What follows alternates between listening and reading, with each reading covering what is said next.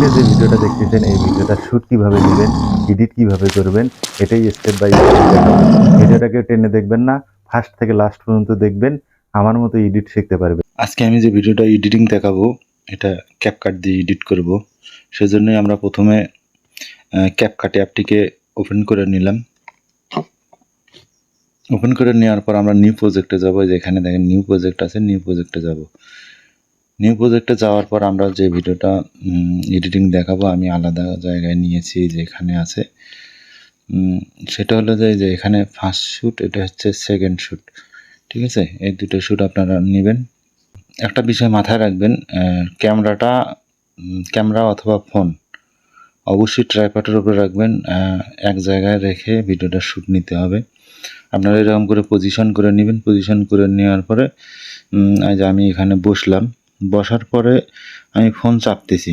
ঠিক আছে, ফোন চাপতেছি, এই যে এখানে আমি বসলাম, বসে আমি ফোন চাপতেছি। এই যে নিচে দেখেন স্প্লিট আছে, এই স্প্লিটের উপরে চাপ দিবেন। চাপ দেওয়ার পরে পিছনের যে অপ্রয়োজনীয় অংশটা আছে এটা কেটে দিবেন।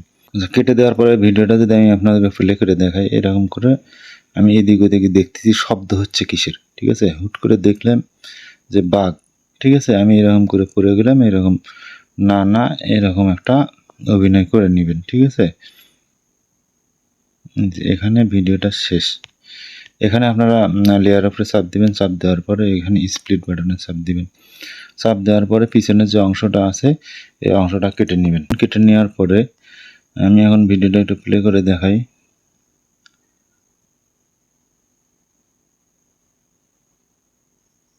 আমি পড়ে গেলাম, পড়ে গিয়ে না বলতেছি। আমি ভুল করে ওই ভিডিওটা কেটে দিয়েছি যেটা। ঠিক আছে, এটা আপনারা ইউটিউবে যাবেন। ইউটিউবে গিয়ে এখানে টাইগার গ্রিন স্ক্রিন লিখবেন। টাইগার গ্রিন স্ক্রিন লিখলে এটা আসবে। ঠিক আছে, দ্বিতীয় যে শ্যুটটা আছে এই শ্যুটটাকে আমরা ওভারলি করে নেব।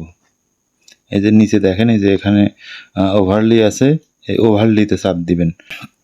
নিচের লেয়ারটাতে চাপ দেব। চাপ দেওয়ার পরে এখানে দেখেন ক্রপ আছে, এই ক্রপে চাপ দেবেন।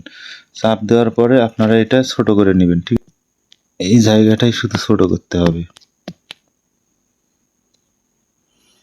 ছোট করার পরে এই যে এখানে এইভাবে নিয়ে নেবেন। নিয়ে নেওয়ার পরে আপনারা এই যে টিক মার্কে ক্লিক করবেন। ঠিক আছে, টিক মার্কে ক্লিক করার পরে যে বাক্স চলে আসছে।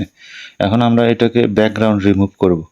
ঠিক আছে, ব্যাকগ্রাউন্ড রিমুভ করার জন্য আমরা এখানে নিচে আসেন। নিচে যে রিমুভ বিজিতে চাপ দেব। চাপ দেওয়ার পরে দেখেন এই যে ক্রোমা কি আছে, এই ক্রোমা কির উপরে চাপ দিবেন। ক্রোমা কির উপরে চাপ দেওয়ার পরে এই যে ক্রোমা কির এখানে এটা সরাবেন। সরানোর পরে দেখেন বাঘটার হচ্ছে ব্যাকগ্রাউন্ড সরে গেছে। এখন আমরা করব কি, এখন দেখেন এখানে একটু সবুজ দেখাচ্ছে।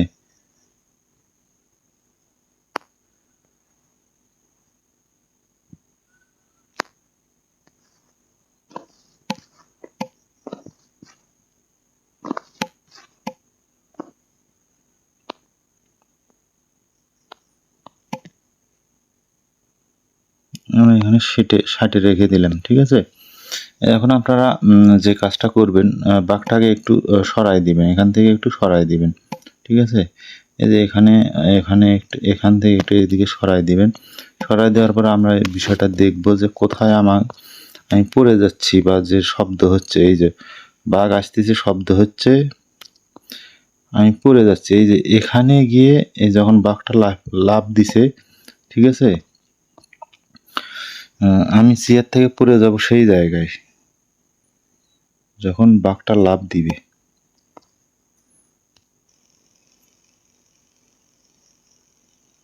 আচ্ছা, আমি আগেই পড়ে গেছি।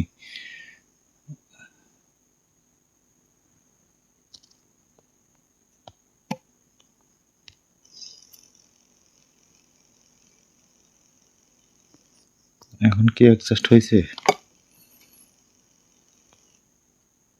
আপনারা একটু লক্ষ্য করে দেখেন। বাঘটা আর একটু সামনে নিয়ে আসি। সেকেন্ড লেয়ার উপরে চাপ দিয়ে বাঘটা আর একটু এরকম পিঠের কাছে নিয়ে আসা লাগবে। ঠিক আছে,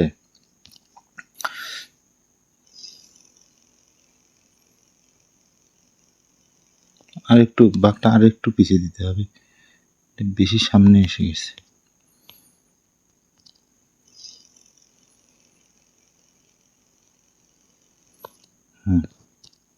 দেখেন এখন ভিডিওটা একটু দেখেন যদি।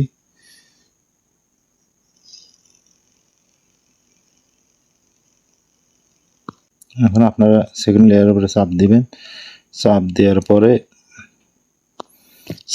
পরে উপরে এখানে স্প্লিট করে নেবেন, নিচেরটাতে চাপ দিয়ে এখানে স্প্লিট করে নেবেন, ঠিক আছে। করে নিয়ে পিছনের যে অংশটা আছে এটা কেটে দিবেন। এখন যদি ভিডিওটা প্লে করি,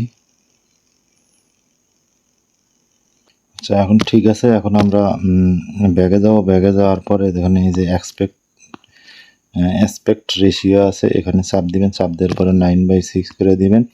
দেওয়ার পরে যে এখানে উপরে যাবেন, উপরে যাওয়ার পরে 4K করে দিবেন, এখানে 6, এখানে হাই করে দিবেন। দেওয়ার পরে এক্সপোর্টে চাপ দিবেন। তো ঠিক আছে, আপনারা ভালো থাকবেন, সুস্থ থাকবেন। ভিডিওটি ভালো লাগলে অবশ্যই লাইক কমেন্ট করবেন। আল্লাহ হাফেজ।